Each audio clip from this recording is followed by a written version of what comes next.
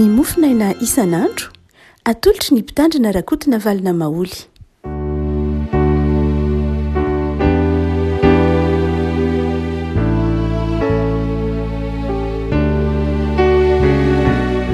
Falmeraba atsika revako manalatra trety talata fahatelopolo ny volana aprily ity izay anonana ny fiadanan'i Jesosy sy ny fahasoavany amintsika ry havako. Ny mofinaina voalahatra ao antsika dia ny filazan-tsaramasina araka ny Jaona toko 2:10, Jaona toko 2:10 andininy fahaenina ka hatramin'ny andininy fahafolo. Jaona toko 2:10 andininy fahaenina ka hatramin'ny andininy fahafolo vakitsika amin'ny anaran'i Jesosy. Koa noho nireny Jesosy fa narary Lazarosy dia mbola nitoetra indroa andro tao amin'ny toerany ihany izy.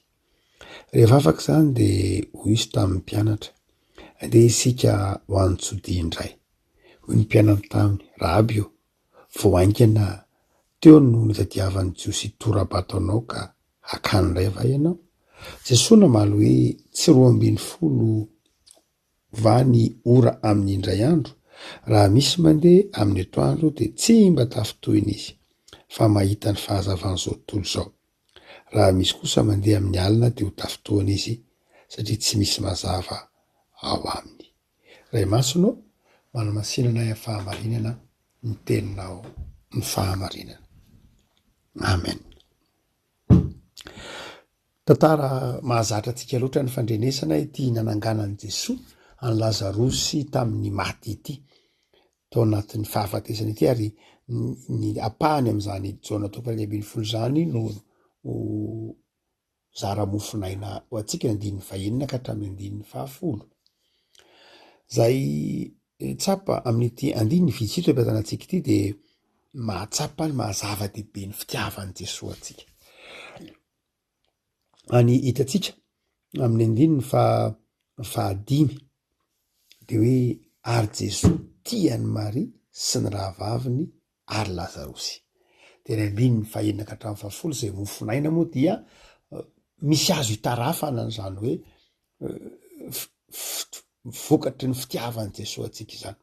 Ny andininy fahaenina ka hatramin'ny fahafolo dia afaka mamaly ny fanontaniana hoe raha tiantsika Jesosy, rehefa tiantsika Jesosy, inona moa ny akon'izany eo amin'ny fiainantsika? Mitondra inona eo amin'ny fiainantsika amin'ny lafiny andavanandro, pratika ny fitiavan'i Jesosy antsika.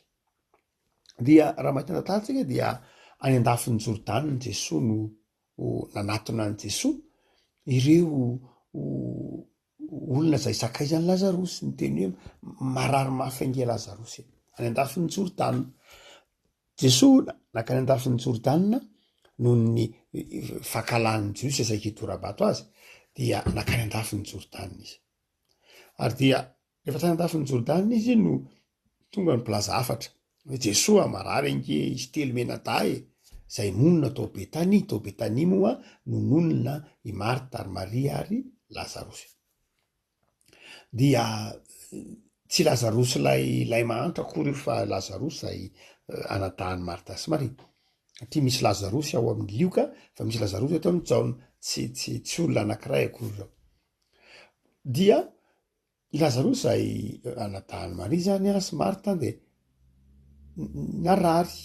Dia hoy Jesosy taminy eny amin'ny tapany ambony zany hoe eny tsy fahafatesana ange no anton'izao aretin'izao hoe fahanehoana ny voninahitr'Andriamanitra. Ny fitiavan'i Jesosy avako malala dia izao, ny akony voalohany indrindra eo amin'ny fiainantsika dia manjary fiasana ho fanehoana ny voninahitr'Andriamanitra isika. Ny fitiavan'i Jesosy antsika na ny zavatra ateraky ny fitiavan'i Jesosy antsika voalohany indrindra dia izao, manjary fiasana fanehoana ny fitiavan'Andriamanitra isika, ny voninahitr'Andriamanitra isika. Ray mantsy iverentsika manao hoe ny fitahiana ny voalohany indrindra amin'izany hoe fiainana miaraka amin'Andriamanitra. Mazava ho azy, zava-dehibe amintsika olombelona zany, satria tsika manana zavatra mahatery, manana zavatra irina be dehibe, dia maika mandrakariva amin'ny fitahiana, maika mandrakariva amin'ny fahasoavana, maika mandrakariva amin'ny famirapiratana.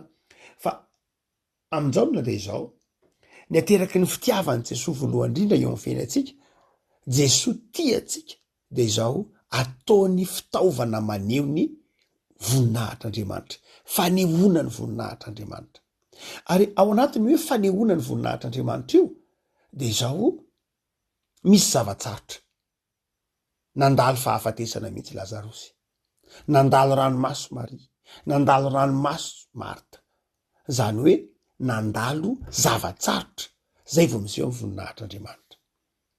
Ary Jesosy moa ry ambany ery amin'ny andininy ry ambany ery miteny hoe tsy efa miteny aminao ve ary Maria, tsy miteny aminao ve zary Marta, fa raha mino angenao de ho hitanao ny voninahitr'Andriamanitra. Rehavako tiany Jesosy sika, tiany Jesosy ianao, ary efa tiany Jesosy de zao fiasana ny ony voninahiny. Fa izao meteza atoky, meteza ino, fa rehefa mino de miseho ny voninahitr'Andriamanitra. Ary tsy ilay zavatsarotra akory ny tompony teny farany fa ny finoana. Eo ny fahafatesana nikeny Jesosy tsara mihitsy hoe maty Lazarosy, fa izy manao hoe tsy io ange ny tompony teny farany, ny voninahitr'Andriamanitra ny tompony teny farany, fa izao mino ianao. Jesosy efa nahafantatra zay tiany atao ihany, nahafantatra fa anangana ny Jesosy, anangana ny Lazarosy amin'ny maty no antondihany, saingy izao miteny Maria izy hoe mino ianao de ho hitanao ny voninahitr'Andriamanitra. Zany hoe Jesosy efa vonona nge i Lazarosy hitsangana, fa raha ohatra ka tsy mino Maria de tsy ho hita ny voninahitr'Andriamanitra io. Tsy hoe tsy nitsangana tamin'ny maty Lazarosy, mazava ho azy. Jesosy tonga teo efa nangana ny Lazarosy amin'ny maty, mazava ho azy. Fa izao tsy ho hita ny Maria ny voninahitr'Andriamanitra amin'ilay Lazarosy nitsangana, satria tsy mino izy. Dehibe mihitsy ny mpindravako malala na ny olombelona ny tahaka izany. Anaovan'Andriamanitra zava-mahagaga saingy tsy mahita ny voninahitr'Andriamanitra ao anatin'ilay fahagagana. Ny voninahitr'olombelona no hitany, ny fiezahany no hitany, tsy hitany zay. Be dehibe nge ny zavatra ataon'i Jesosy amin'ny fiainany zao tontolo zao. Be dehibe ny zavatra ataon'Andriamanitra eo amin'ny fiainan'ny olona anankiray na eo amin'ny fiainantsika, satria tia atsika izy. Fa ny olana de zao tsy mino isika, de zao tsy hitantsika ilay voninahitr'Andriamanitra, tsy hitantsika ilay izy. Tsy hoe tsy nanao na inona Andriamanitra, fa nanao mihitsy Andriamanitra, nanasitrana izy, nanome sakafo izy, nanome namana izy, nanome fianakaviana akaiky izy, nanome tanindrazana izy, fa tsy hitantsika izany satria tsy mino isika. Fa rehefa mino isika de hitantsika ilay voninahitr'Andriamanitra ao anatin'ilay zavatra ataon'Andriamanitra. Tsy hoe tsy nanao ninona akory Andriamanitra, rehefa tsy mino ianao manao zavatra foana Andriamanitra, rehefa tsy mino na de tsy mino ange isika. Be dehibe zao aposak'Andriamanitra foana io masoandro io, na ho an'ny minona ho an'ny tsy mino. Manome sakafo foana Andriamanitra na ho an'ny mino ho an'ny tsy mino. Fa izao tsy hitanao ilay voninahitr'Andriamanitra. Ary rehefa tsy hitanao ilay voninahitr'Andriamanitra de tsy hitanao ilay fifaliana aterak'izay. Rehefa tsy hitanao ilay voninahitr'Andriamanitra de izao tsy hitanao ilay fiadanana.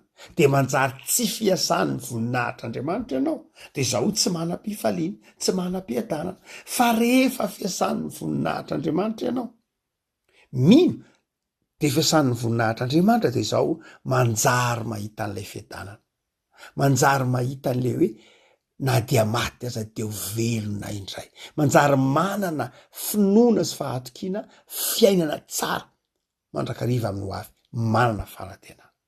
Mamala fanontaniana voalohany zay hoe inona ary ny ateraky ny fahatsapantsika na nateraky ny fitiavan'i Jesosy eo amin'ny fiainantsika ataon'ny fiasana maneho ny voninahiny sika, na ao anatin'ny sarotra azy de asehon'Andriamanitra ny voninahiny, takiny finoana.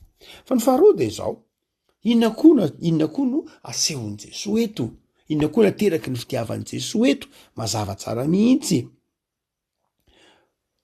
Hoy ny mpianatra manao hoe fa aninona ny Jodia ianao, Jesosy ny teny manao hoe andehantsika ho an'ny Jodia indray, andininy fahafito. Efa tany Jodia zany izy, fa andaontsika hiverina ho an'ny Jodia indray. Noho iza no Lazarosy tsy tokony adinoana. Jesosy tsy teny tamin'ny mpianatra manao hoe andaontsika ho an'ny Betania, fa andaontsika ho an'ny Jodia indray. Zany hoe Jodia sy ao anatin'ny faritanin'ny Jodia ny misy an'ny Betania, mifanakaiky eo Jerosalema sy Betania tsy de lavitra 10 kilometatra nelanelan'ny Betania sy Jerosalema ao anatin'ny faritanin'ny Jodia. De hoy Jesosy tamin'ny mpianatra, andehantsika ho an'ny Jodia indray. De hoy ny mpianatra, fa ninona ny Jodia ianao? Fa saika tsy vao omaly no maly ve ianao nitorahany olona fato tany, de aninona ho faty an'ray ianao? Aloha mijanona ty andafin'ny Jordana, aty any tsika milamina, aty ianao efa milamina, aninona any ianao? Jesosy tiatsika manaiky hisedra ny mafy ho an'ny olona zay tiany Jesosy. Manaiky hisedra ny mafy ho an'ny olona zay tiany Jesosy.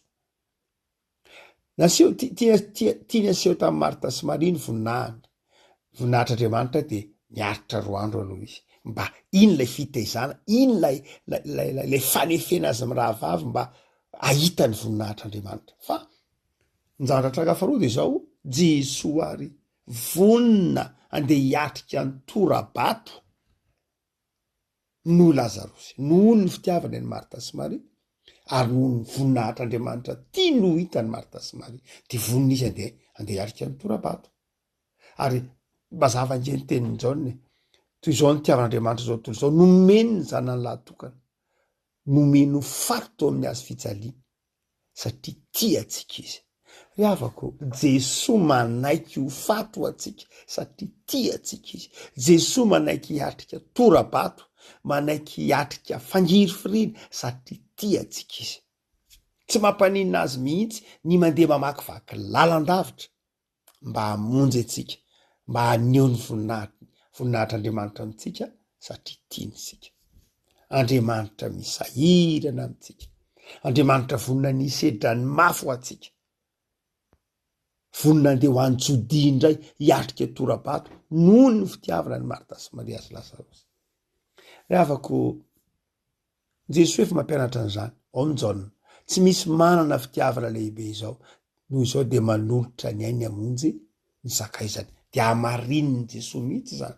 Eto amin'ity Jaona 1:20 ty hoe, voniny Jesosy hanolotra ny ainy noho ny amin'ny fitiavana azy terimena tany.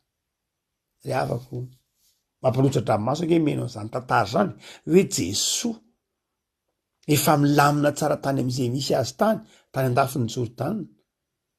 Efa milamina tsara tany izy no hoe tsy maintsy mandeha mamonjy an'ny Lazarosy, tsy maintsy mandeha mampifaly an'ny Marta sy Maria, tsy maintsy maneho ny voninahitr'Andriamanitra amin'izy telo mena-tany.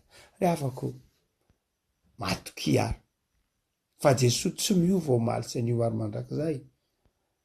Jesosy na ny andafin'ny Jordana aza tonga mamangy anao, tonga eo akaikinao, na ny amin'ny fanjakan'Andriamanitra ary izy, de zao eo akaikinao koa izy, zay maha-Andriamanitra azy. Eo akaikinao izy mba hisedra ny mafy hamonjy anao, hiaritra ny mafy hamonjy anao, hiaritra ny mafy eo akaikinao, hamakivaky lalandavitra mba eo akaikinao. De afaka malala, tian'Andriamanitra ianao, de aza mieritreritra hoe tsy ho hitan'ny Jesosy ny zavatra mahazo hafa, izy zao mbola ny anjafin'ny Jordana azy, izy zao any an-danitra any. Tsy ry havako, tsy mahasakana an' Jesosy ny elanelan-tany, tsy mahasakana an' Jesosy ny fahakalany zao tontolo zao, tsy misy mahasakana an' Jesosy satria tia atsika izy de mamonjy atsika.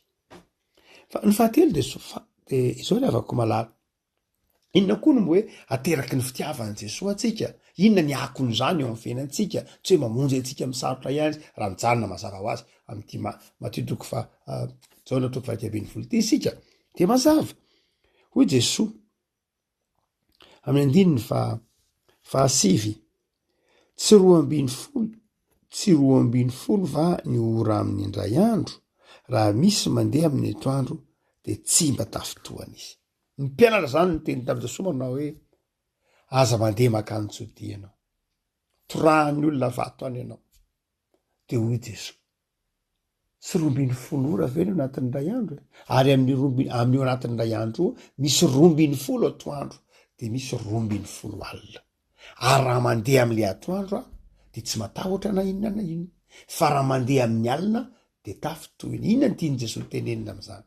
Satria tia Lazarosy, ty any Marta sy Maria Jesoa dia hoy izy manao hoe 12 atoandro. Midika zany de zao ny fitiavana, ny olona mandeha amin'ny fitiavana de mandeha ao anatin'ilay tontolo andro mazava.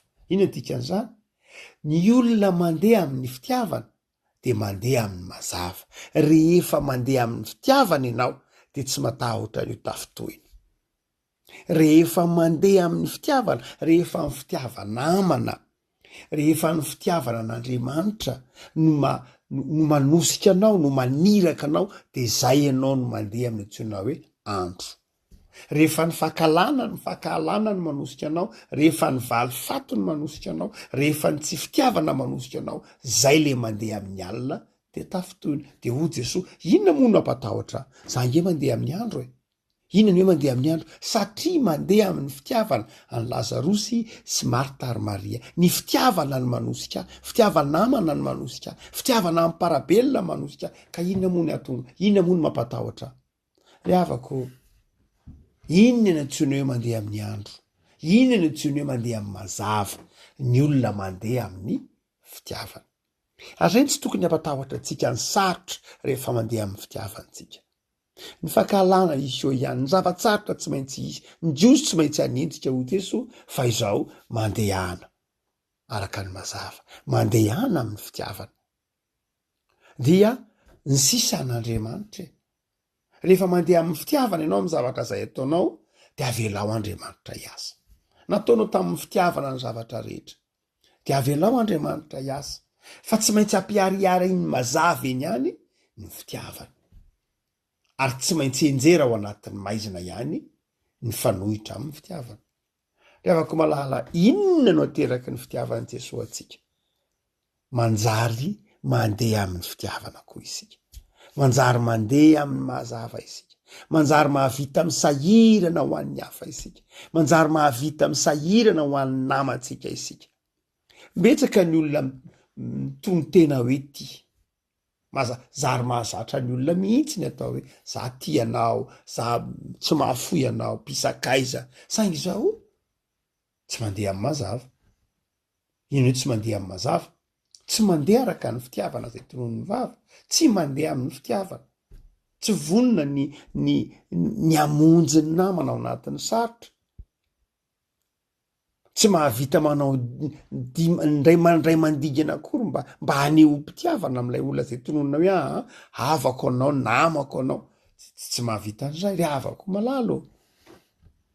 Mahafinaritra ny tenin'ny Ntaolo Malagasy no hoe ny mahavangivangy angety gavany. Ny antsika moa amin'izao andro ankehitriny zao, efa eo ny finday, eo ny tambajotra ifandraisana maro isan-karazany. Asa raha azo lazainao mahavangivangy ihany amin'ny famaritantsika ankehitriny hoe mandefa someso na mandefa textona tahaka izany moa ny mahavangivangy ve reny? Fa raha amin'ny fijery ny Ntaolo Malagasy de tsy zay no antsoiny hoe mamangivangy. Farafaratsy mifanarintava.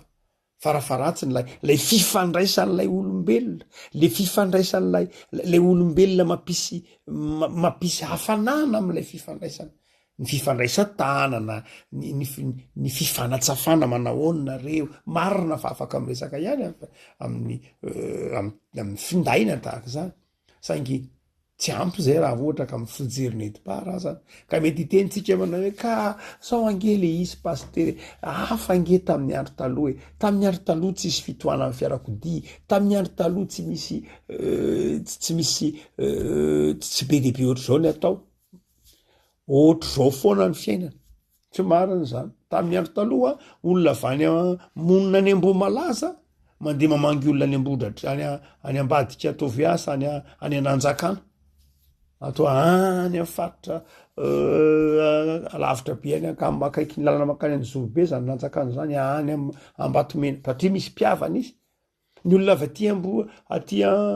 aty Ambohitromby de mandeha mamangy olona aty mandeha tongotra, olona ny tapiny Ambohitromby de mamangy olona aty Antsahabe satria misy mpiavana izy.